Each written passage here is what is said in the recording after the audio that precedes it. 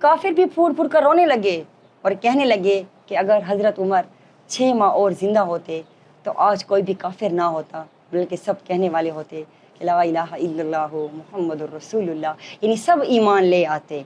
सदियाँ गुजर गई मगर है बाकी उनकी शान, सदियाँ गुजर गई मगर है बाकी उनकी शान, जो हक पे डट गए वही है राह कुरान। अस्सलाम वालेकुम, दमान टीवी के साथ मैं हूँ सहर खान। है जिक्र उमर का तो महफिल सजी है, फरिश्ते भी सुनने को हाजिर हुए हैं। अदालत की तस्वीर थे हज़रत उमर, मोहम्मद के प्यारे सच्चाई के पेकर। नाजरीन, आज हम जिक्र करेंगे ऐसी हस्ती का कि जिनको हजूर पाक सल्लल्लाहु अलैहि वसल्लम ने फरमाया कि अगर मेरे बाद कोई नबी होता तो उमर होता। ऐसी शख्सियत कि जिनका नाम सुनते ही जहन में तकवा, जलाल और हक कोई आती है।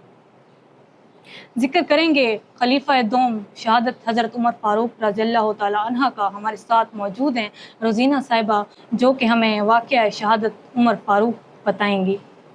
जिसकी हैबत से कैसरो कसरा लर्ज़े, वो उमर इब्ने ख़त्ताब की बात करते हैं कि जिनके फ़ैसले से वक्त झुक जाए, कि जिनके फ़ैसले से वक्त झुक जाए, हम उनकी सीरत की बात करते हैं। सबसे पहले तो मैं हज़रत उमर रज़ियल्लाहु तआला अन्हु की शान के बारे में कुछ बयान करना चाहूँगी कि जैसे कि आपने कहा कि अल्लाह के महबूब ने ख़ुद हज़रत उमर को अल्लाह से मांगा। हज़रत उमर के ईमान लाने से पहले आप सल्लल्लाहु अलैहि वसल्लम और आपके जो सहाबी आप पर ईमान ला चुके थे, वो एक सहाबी के घर में नमाज़ पढ़ा करते थे। मदीने में खुलेआम वो नमाज़ नहीं पढ़ सकते थे क्योंकि यहूदी लोग हमला करते थे, और आप सल्लल्लाहु अलैहि वसल्लम जब नमाज़ पढ़ते तो वो सीटियाँ बजाते और हमले के लिए आ जाते। तो हज़रत उमर रज़ियल्लाहु तआला अन्हु ने तलवार उठाई और आप सल्लल्लाहु अलैहि वसल्लम को कत्ल करने की नीयत से जब घर से निकले तो किसी ने कहा कि ए उमर, नबी पाक को बाद में नाउज़ बिल्ला कत्ल करना, पहले जाओ अपनी बहन और बहनोई को कत्ल करो कि जो ईमान ले आए हैं। तो जब हज़रत उमर अपनी बहन के घर तशरीफ़ लाए तो वो क्या देखते कि उनकी बहन कुरान पढ़ रही है। पहले तो उन्होंने अपनी बहन को भी मारा और भाई बहनोई को भी, फिर खामोशी से बैठ कर रोने लगे और कहा कि जो कुरान तुम पढ़ रही थी वो दोबारा से पढ़ो। तो जब बहन ने कुरान पढ़ा तो हज़रत उमर का दिल लरज़ उठा और वो सीधा उस सहाबी के घर चले गए जहाँ आप सल्लल्लाहु अलैहि वसल्लम और सहाबा कराम मौजूद थे। तो जब दस्तक हुई तो एक सहाबी ने कहा कि या रसूल अल्लाह, हज़रत उमर ने कहा कि वो आए हैं, हाथ में तलवार भी है। तो आप सल्लल्लाहु अलैहि वसल्लम ने इरशाद फरमाया कि अंदर आने दो।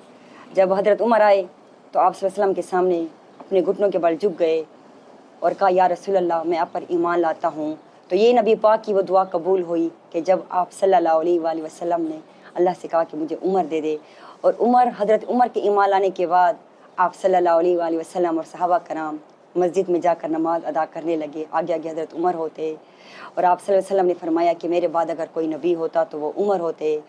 अब हज़रत उमर की शहादत की तरफ आते हैं कि ज़िलहज के आखिरी दिनों में आप मस्जिद में नमाज़ पढ़ा रहे थे, आपको 2 तीर लगे जहर से भरे हुए, जिसकी वजह से आपका जिस्म ज़ख्मी हो गया। तो आप अपने घर में रहने लगे ज़ख्मी होने की वजह से। आपके इलाज के लिए सहाबा कराम दूर दराज हकीम को लेने गए। जब हकीम तबीब मिला, सहाबा कराम रास्ते में थे, तो तबीब ने कहा कि मैं वापस जाना चाहता हूँ। तो सहाबा कहने लगे कि क्यों वापस जाना चाहते हैं? तो वो कहने लगे कि हज़रत उमर की शहादत हो गई है। तो उन्होंने कहा कि आपको कैसे पता कि हज़रत उमर शहीद हो गए हैं?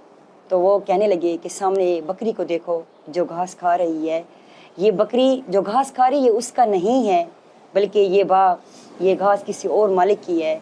अगर हज़रत उमर ज़िंदा होते तो किसी की जुर्रत नहीं कि कोई किसी के बाग में जाए और किसी की चीज़ खाए। आप रज़ियल्लाहु तआला अन्हु रातों को गलियों में घूमते कि कोई भूखा तो नहीं सोया, कोई मददगार तो नहीं है जिसको मेरी ज़रूरत हो। तो जब आपकी शहादत हुई तो हत्ता कि काफिर भी फूट फूट कर रोने लगे और कहने लगे कि अगर हज़रत उमर 6 माह और ज़िंदा होते तो आज कोई भी काफिर ना होता, बल्कि सब कहने वाले होते कि ला इलाहा इल्लल्लाह मुहम्मदुर रसूलुल्लाह, यानी सब ईमान ले आते। तो हज़रत उमर ने बड़ी दीन पर कुर्बानियाँ दी हैं और उनकी हुकूमत बेमिसाल है। हम अल्लाह से दुआ करते हैं कि अल्लाह हज़रत उमर के सदक़े हमें ऐसे नेक हुक्मरान अता करे जो दीन पर कायम रहे और ऐसी हुकूमत आए जैसे हज़रत उमर ने अपने दौर में जो हुकूमत की है, غریبوں کا خیال رکھا، غریبوں سے پیار کیا، اللہ تعالیٰ اس نیک مہینے کے صدقے ہمیں نیک حکمران عطا کرے اور ہمارے ملک میں بھی امن آ جائے۔ اللہ سے یہی دعا کرتے ہیں۔ صدیاں گزر گئی مگر ہے باقی ان کی شان، صدیاں گزر گئی مگر ہے باقی ان کی شان، جو حق پہ ڈٹ گئے وہی ہیں راہ قرآن۔ ناظرین، ہمارے ساتھ موجود روزینہ عالمہ صاحبہ جنہوں نے ہمیں خلیفہ دوم حضرت عمر فاروق رضی اللہ تعالیٰ عنہ کی شہادت کا واقعہ بیان کیا، اور اللہ تعالیٰ سے ہماری یہی دعا ہے کہ ہمیں بھی حضرت عمر رضی اللہ تعالیٰ عنہ جیسا حکمران نصیب ہو۔ انشاءاللہ ملتے ہیں اگلی ویڈیو میں۔ اپنا بہت سارا خیال رکھیے گا۔ دامان ٹی وی اور اپنی میزبان کو دیجیے اجازت۔ اللہ حافظ۔